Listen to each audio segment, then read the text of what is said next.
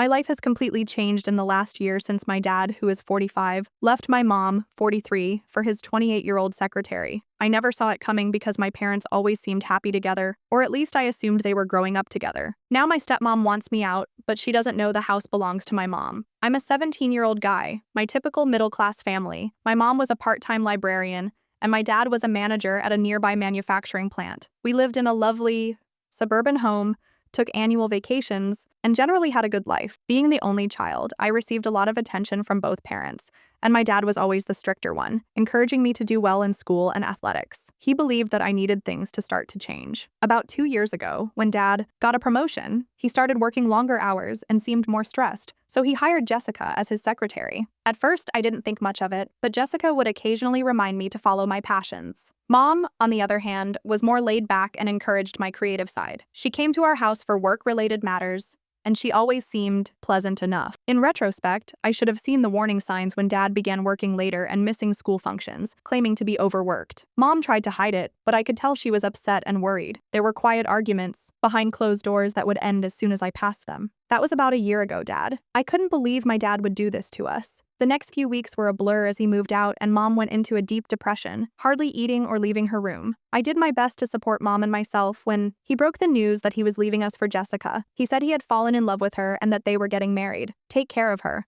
But I was having trouble too. I was upset with Dad, worried about Mom, and afraid of what would happen to us. About a month after Dad left, Mom decided to move in with her parents for a while. She explained that she needed time to herself to sort things out, and I understood, but I felt abandoned. Dad had already left, and Mom was leaving, so she asked if I wanted to go with her, but I chose to. Dad moved back into the house with Jessica, saying it would be better for me to have a family around. I hated the idea, but I didn't feel like I had much choice. Mom was gone, and at first, Dad and Jessica tried to act like everything was normal. I didn't want to leave my home, my school, or my friends, so that's when things got complicated. I stayed in my room most of the time and only came out when I had to talk to Jessica, or should I say my stepmother God, who started trying to play house and tried to set rules, tell me to do chores, and even tried to ground me once when I got home late. They asked me about my day and tried to talk to me at dinner, but I wasn't having it. As the weeks passed, Jessica became increasingly controlling and complained to Dad about my attitude and my grades, which had declined because, surprise, surprise, I was dealing with a lot of emotional crap. Even my dad, who used to be my biggest defender,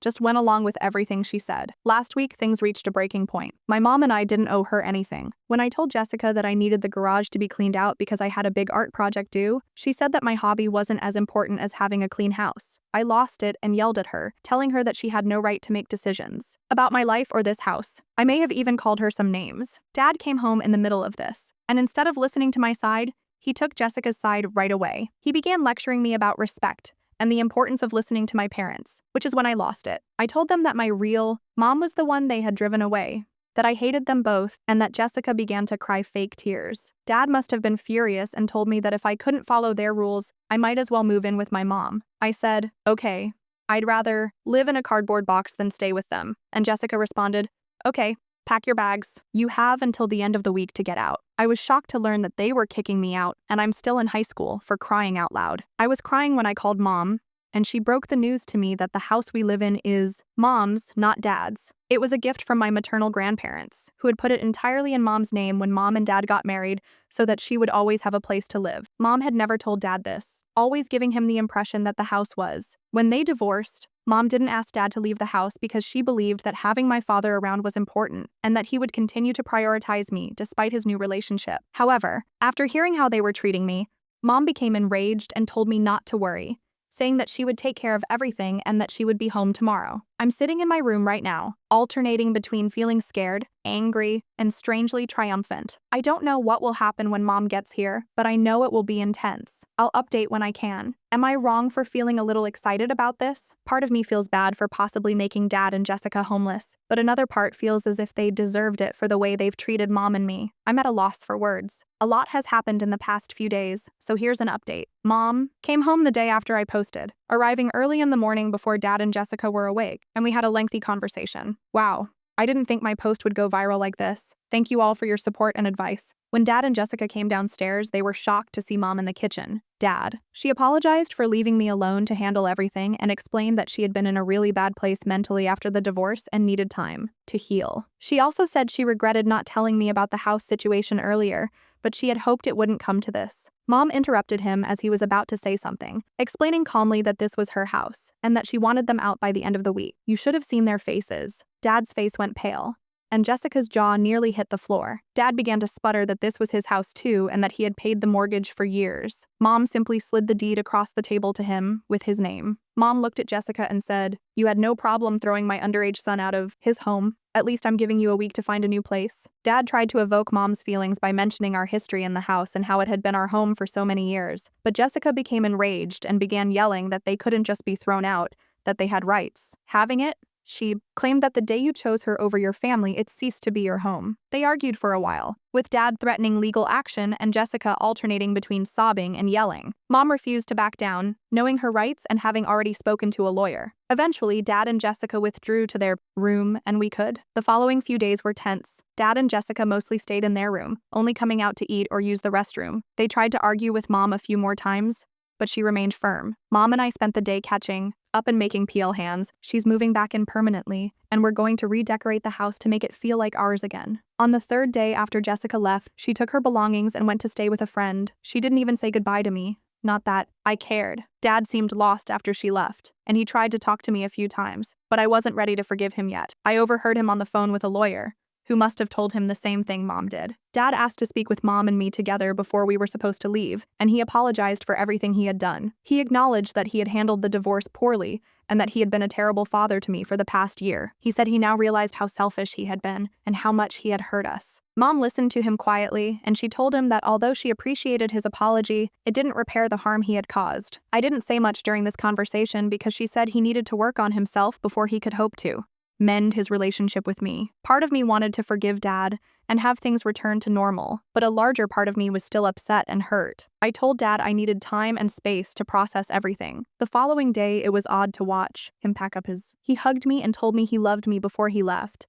And even though I didn't return the hug, it felt like the end of a chapter in my life. Now that Mom and I are alone at home, we're gradually establishing a new routine while Mom looks for a job in town so she can move back permanently. I'm catching up on my schoolwork and trying to process everything that's happened. I'm still upset with my dad, but I'm also sad because I miss our relationship. Mom says it will take time and that it's acceptable to feel conflicted about everything. As for Jessica, I heard from a friend that she and her father broke up, but it seems like she didn't sign up for all this drama, so I can't say I'm sad about that. Update 2. It's been about a month since my last update, and a lot has changed. Some for the better, some not so much. First, the good news is that Mom has officially moved back home, and it's been great having her around. I'll update again if anything significant happens. And thank you all again for your support. It's been a crazy ride, but I'm hopeful that things will get better from here. It's good to see her happy again, and we've been spending a lot of time together, catching up on everything we missed while we were apart. We've also been redecorating the house, painting the walls, moving the furniture, and even starting a small vegetable garden in the backyard. It feels like we're taking back our home, our space, creating new memories to replace the painful ones. My grades have improved, and now that things have calmed down at home, I'm even considering applying to colleges, which seemed unthinkable just a few months ago. Mom has been incredibly helpful in helping me look into programs and schools, and for the more challenging part, Dad has been making an effort to make amends by calling frequently and has been requesting to see me, but I initially ignored his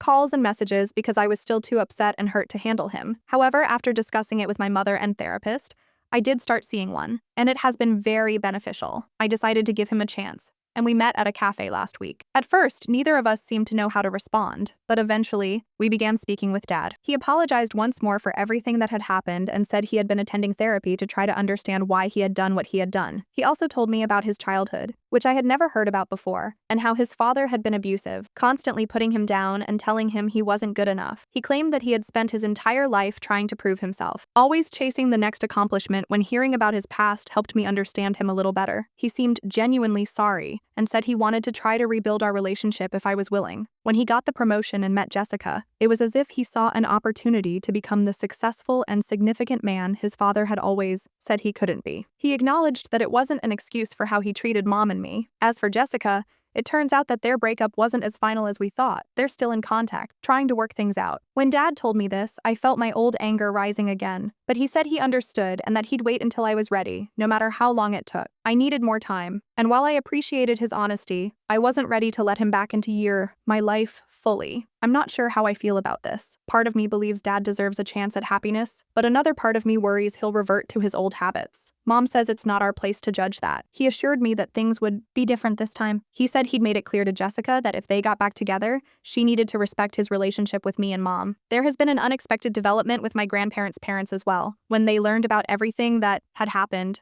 they were angry with Dad, but also upset with Mom for not telling them how bad things had gotten. It seems that there had been some tension. Dad needs to figure things out for himself, and she has been surprisingly understanding about the whole thing. Grandma and Grandpa have been coming to visit more frequently, helping out around the house and spending time with me. It's good to have more family around, even though the circumstances that brought us together weren't ideal for me. Mom's and her parents' long-standing conflict over their overprotectiveness seems to have strengthened their bond. I'm learning that family is complicated and that people make mistakes, sometimes big ones, and that while forgiveness isn't always easy or even possible, understanding can help ease the pain. I'm taking things one day at a time, and some days are better than others. There are still times when I get angry thinking about everything that happened, but there are also days when I feel hopeful about the future. I have no answers to these questions yet, but I do know that I'm stronger than I thought I was. I've survived one of the hardest years of my life, and I'm still standing. I have a mom who loves me, and I have grandparents who support me. I'm not sure what the future holds for my family, though. Will Dad and Jessica work things out? Will I ever fully trust Dad again? Can our family heal from all this? I appreciate everyone listening to my story and supporting me along the way. Your kind words and advice have meant more than you can imagine.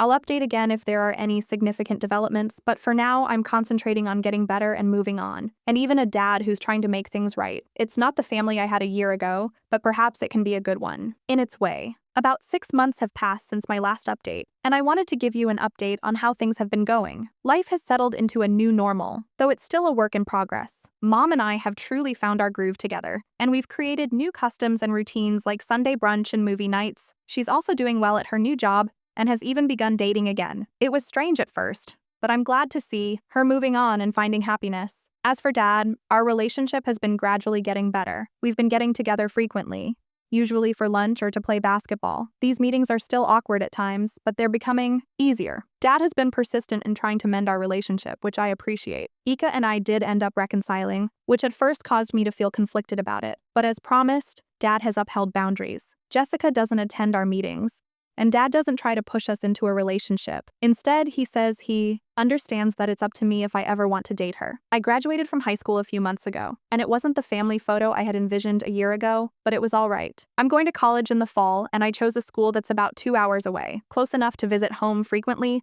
but far enough to have my own space. My mom has been a huge help to me, and Dad attended the ceremony. It was tense at first, but they managed to be civil for my sake. Jessica didn't come, which I was relieved about. As I get ready for this new chapter, my dad has also been helpful, offering to help with expenses and move-in day. My relationship with my grandparents has grown stronger, and I'm thankful for their wisdom and support. They've shared stories about Mom's childhood and their own lives, which have helped me better understand my family's history. Therapy has helped me process my emotions and come up with coping mechanisms. I've learned a lot about forgiving myself and others, and I've realized that healing isn't a straight line. I've also learned important lessons about communication, and I can see how far we've all come in a year. And while things aren't perfect, they're manageable. I've come to terms with the fact that our family will never be the same as it was, but that doesn't mean it can't be good in its way. I've also become more assertive about setting boundaries and expressing my needs and feelings, which has improved all of my relationships. As I get ready for college, I'm excited about new experiences and opportunities, but I'm also a little nervous about leaving the security my mom and I have built. Nevertheless,